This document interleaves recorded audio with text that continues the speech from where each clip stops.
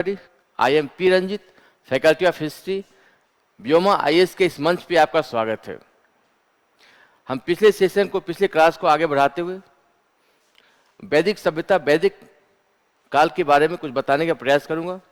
आपने देखा था पिछले सेशन में आपको मैंने वैदिक काल या वैदिक सभ्यता के समय काल के बारे में बताया था कि वैदिक सभ्यता वस्तुतः 1500 ईस्वी से लेकर 600 बीसी के बीच के समय काल को वैदिक काल या वैदिक पीरियड के नाम से जाना जाता है। तो जब भी वैदिक काल को पढ़ें, वैदिक काल वस्तुतः 1500 बीसी से लेकर 600 ईस्वी के बीच का समय काल, 1500 बीसी से लेकर 600 बीसी के बीच के समय काल को वैदिक पीरियड की संज्ञा दी गई है। इस समय काल को भी दो भाग में बांटा गया है, अर्ली वैदिक, लेटर वैदिक, पूर्व वैदिक काल और उत्तर वैदिक काल। तो पहले समय काल को बोलेंगे अर्ली वैदिक पीरियड, जिसका समय काल 1500 से 1000 बीसी के बीच माना जाता है, 1500 से 1000 बीसी के बीच में। और दूसरा लेटर वैदिक काल, जिसका समय काल 1000 से 600 बीसी के बीच के समय काल को लेटर वैदिक काल की संज्ञा दी गई है। लेटर वैदिक पीरियड,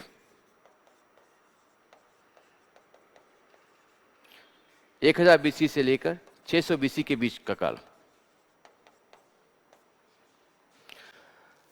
तो वैदिक पीरियड, वैदिक सभ्यता 1500 ईस्वी से 600 बीसी के बीच के समय काल को वैदिक काल की संज्ञा दी गई है।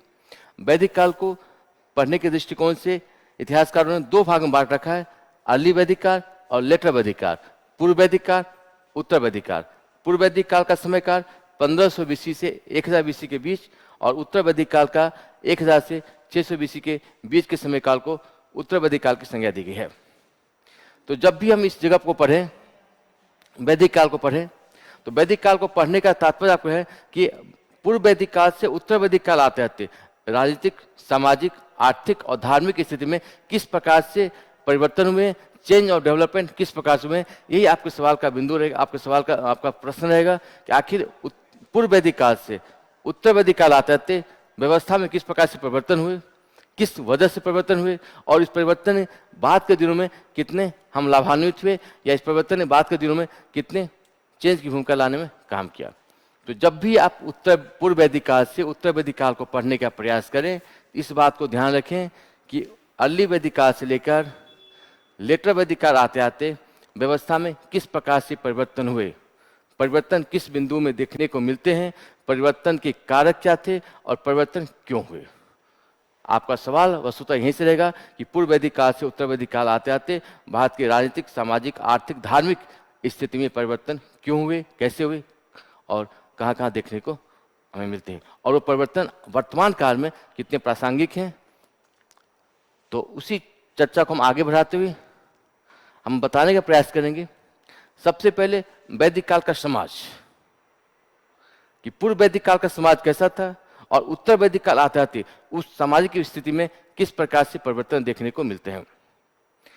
जब हम पूर्व वैदिक काल के समाज को देखते हैं, अर्ली वैदिक काल का समाज,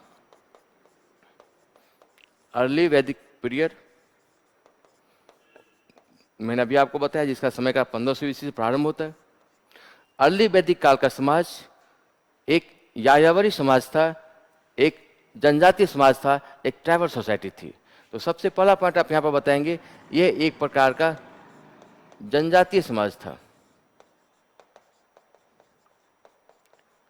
यायावरी समाज था, शिफ्टिंग कल्चर था, एक जगह से दूसरे जगह वो घूमते रहते थे। इनका कोई परमानेंट सेटलमेंट, अस्थायी निवास नहीं था।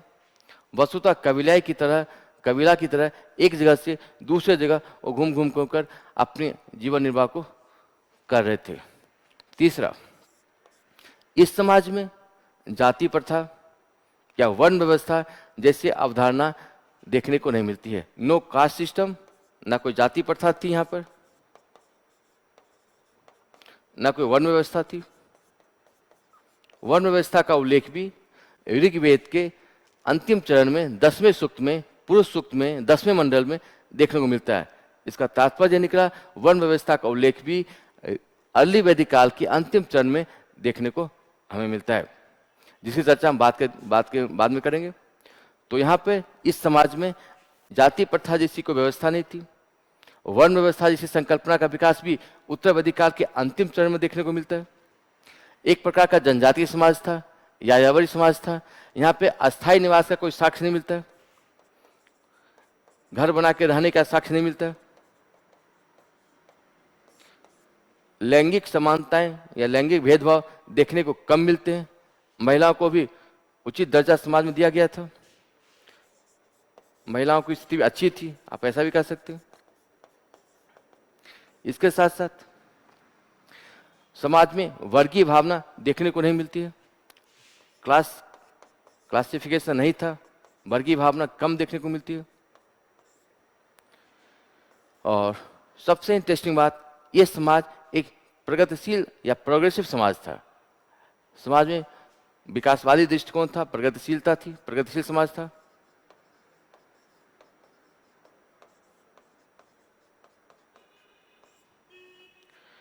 तो अब आपका सवाल यहां से बनेगा कि एक नोमैडिक कल्चर का सोसाइटी, एक नोमैडिक कल्चर की सोसाइटी, एक जनजातीय समाज उत्तर वैदिक काल आते आते एक विस्तृत दृष्टिकोण, एक व्यवस्थित समाज की स्थापना कैसे करता है, उसके पीछे कौन सा फोर्स काम कर रहा था, उसके पीछे कौन सी टेक्निक काम कर रही थी।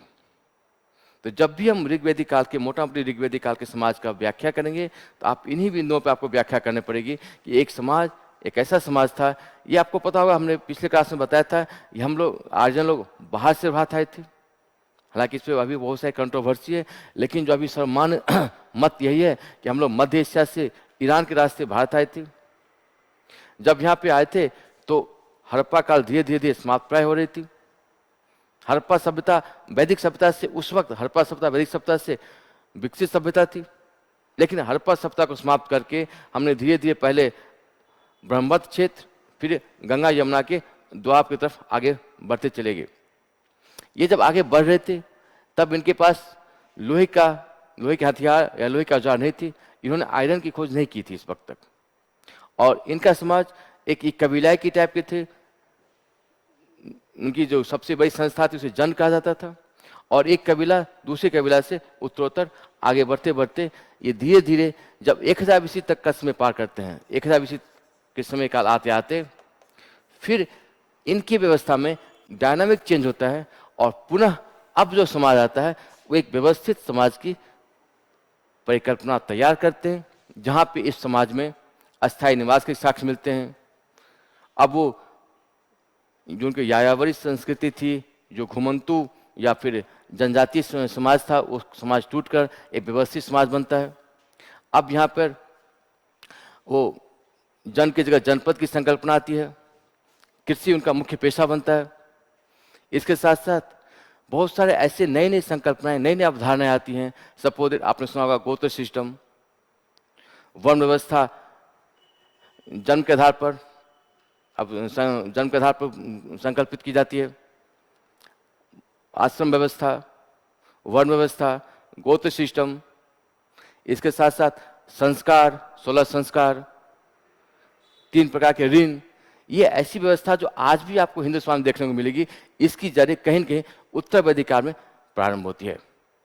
तो जो ऋग्वेद काल का समाज, जो नोमैडिक कल्चर था, जो एक यायावरी संस्कृति थी, उत्तर वैदिक काल आते आते विकास इतनी ज़्यादा कर चुके होते हैं समाज के दृष्टिकोण समाज में कि अब वो समाज चाहे गोत्र सिस्टम के माध्यम से हो या वर्ण व्यवस्था के माध्यम से हो या संस्कार के माध्यम से हो, जो संस्कार या वर्ण व्यवस्था की स्वरूप आज भी वर्तमान काल में भी हिंदू समाज में देखने को मिलते हैं।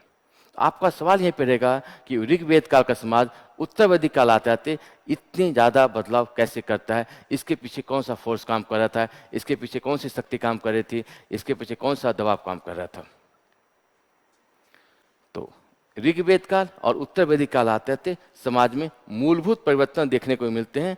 उस परिवर्तन के बिंदु को एक बार हम चर्चा कर लेते हैं, फिर इस फोर्स की चर्चा करेंगे, इस दबाव की चर्चा करेंगे, आखिर कौन सा फोर्स काम कर रहा था, कौन सा दबाव काम कर रहा था ऋग्वेद काल को उत्तर वैदिक काल के समाज में इतना परिवर्तन लाने के पीछे।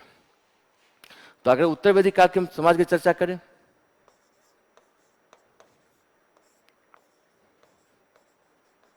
उत्तर वैदिक काल जिसका समय काल 1000 से 600 बीसी के बीच माना जाता है।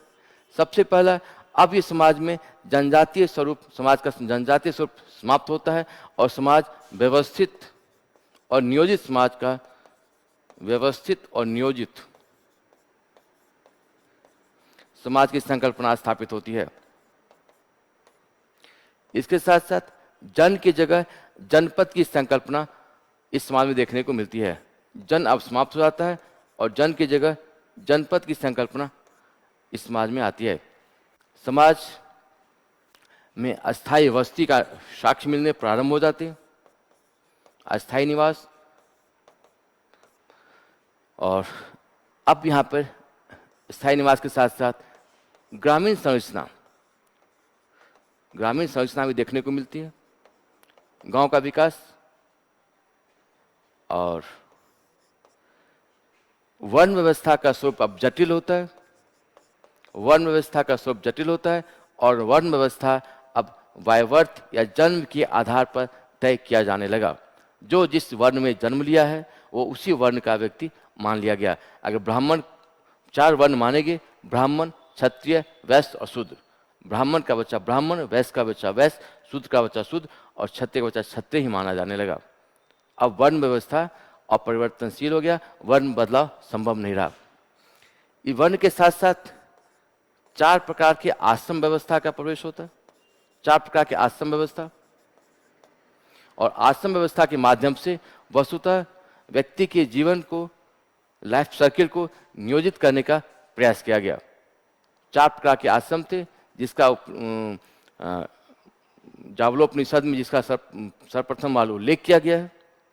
ब्रह्मचर्य आश्रम, गृहस्थ आश्रम, वानप्रस्थ आश्रम और संन्यास आश्रम के रूप में। इसी प्रकार यहाँ पर गोत्र प्रणाली का, गोत्र सिस्टम का भी अभ्युदय होता है। अब व्यक्ति गोत्र के बाहर ही विवाह कर सकते थे। ऋग्वेद काल में ऐसी परंपरा थी कि विवाह के लिए गोत्र प्रणाली का विकास वहां पर नहीं हुआ था, लेकिन उत्तर वैदिक काल आते आते गोत्र प्रणाली के द्वारा ये मान लिया गया कि एक गोत्र के व्यक्ति आपस में भाई बहन हैं और उनके परस्पर विवाह को वर्जित कर दिया गया। अब जो विवाह होगा वो गोत्र के बाहर और वर्ण के अंदर। एक सवाल यूपीएससी में पूछा गया था, आप ध्यान दीजिएगा। एक डायग्राम बनाया गया था, इस डायग्राम को बताया गया था, ये जो डायग्राम है वो वर्ण व्यवस्था को इंडिकेट कर रहा है, और ये जो छोटा सा डायग्राम है वो इंडिकेट कर रहा है गोत्र सिस्टम को। अब आपसे पूछा गया option A, option B, option C, इसमें विवाह कहाँ पे होगा? ए की जगह, बी की जगह या सी की जगह? तो सवाल यूपीएससी में ध्यान रखेंगे, इतिहास के सवाल भी डायग्राम से पूछे जाते हैं, है ना। इतिहास पढ़ने का अर्थ है आपकी संकल्पना इतनी अच्छी होनी चाहिए कि इतिहास की संकल्पना आपको ऐसी होनी चाहिए आप इतिहास को डायग्राम से बता सकते हो। सवाल पूछा यह गया था कि जो बड़ा वाला गोला है, ये बड़ा वाला गोला वर्ण व्यवस्था को इंडिकेट करता है, ये जो छोटा गोला है ये गोत्र प्रणाली को इंडिकेट कर रहा है। तो आपसे सवाल पूछा गया था कि हिंदू समाज में, उत्तर वैदिक काल में हिंदू समाज में शादी ए, बी या सी, ऑप्शन कहाँ सही होगा? ए, बी या सी। शादी के जो स्थान निर्धारित किया गया था, ए के माध्यम से, बी के माध्यम से, ऑप्शन ए सही है, बी सही है, सी सही है। तो इसमें ऑप्शन सी इसलिए सही नहीं होगा कि एक गोत्र के अंदर अंतर जातीय एक गोत्र के अंदर विवाह वर्जित था, इसका मतलब सी में विवाह संभव नहीं था। वर्ण के बाहर, ये मतलब वर्ण के बाहर हो गया, वर्ण के बाहर भी विवाह संभव नहीं था। तो विवाह प्रणाली वर्ण के अंदर और गोत्र के बाहर, यानी ऑप्शन बी सही होगा। तो ध्यान रखेंगे, इससे सवाल भी पूछे जाते हैं इतिहास में, जो कि आपके कंसेप्ट को डायग्राम के माध्यम से भी क्लियर करने के लिए पूछा जाता है। तो आप यहाँ ध्यान रखेंगे, सिंपल सा सवाल था कि विवाह वर्ण के अंदर और गोत्र के बाहर होगा। ये परिकल्पना, ये संकल्पना उत्तर वैदिक काल में विकसित होती है। तो अभी आपने हिंदू समाज में चाहे जाति प्रथा का विकास हो, चाहे संस्कार हो, चाहे आश्रम व्यवस्था हो, चाहे ऋण प्रणाली हो, ये कहीं आप हिंदू प्रणाली में देखते होंगे, सुनते होंगे, ये सारी प्रणाली व्यवस्था उत्तर वैदिक काल में विकसित होती है। इसलिए सवाल पूछा गया था कि उत्तर वैदिक काल के समाज के उन महत्वपूर्ण चिन्हों को बताएं जो चिन्ह आज भी वर्तमान काल के हिंदू समाज में देखने को मिलते हैं। तो आप इन व्यवस्था को बताएंगे, गोत्र प्रणाली, विवाह प्रणाली, संस्कार, ऋण, आश्रम व्यवस्था, जिनके माध्यम से उत्तर वैदिक काल के समाज को तो व्यवस्थित और नियोजित किया ही गया था, वो प्रणाली, वो व्यवस्था वर्तमान काल के हिंदू समाज में भी कहीं न कहीं हमें देखने को किसी न किसी रूप में देखने को मिलते हैं। लेकिन जब वही हम उत्तर ऋग्वेद काल की चर्चा करते हैं तो ऋग्वेद का समाज बिल्कुल जनजातीय समाज था, वहाँ पर ये प्रणालियाँ नहीं थी, व्यवस्था भी नहीं थी। तो आपका सवाल ये पूछा गया था, पूछा जाएगा, बार बार पूछा जाता है, ऋग्वेद काल से उत्तर वैदिक काल आते थे, समाज में जो परिवर्तन हुआ वो परिवर्तन किन रूपों में हुआ और परिवर्तन की वजह क्या थी। इसकी चर्चा हम अगले वीडियो में करेंगे। धन्यवाद।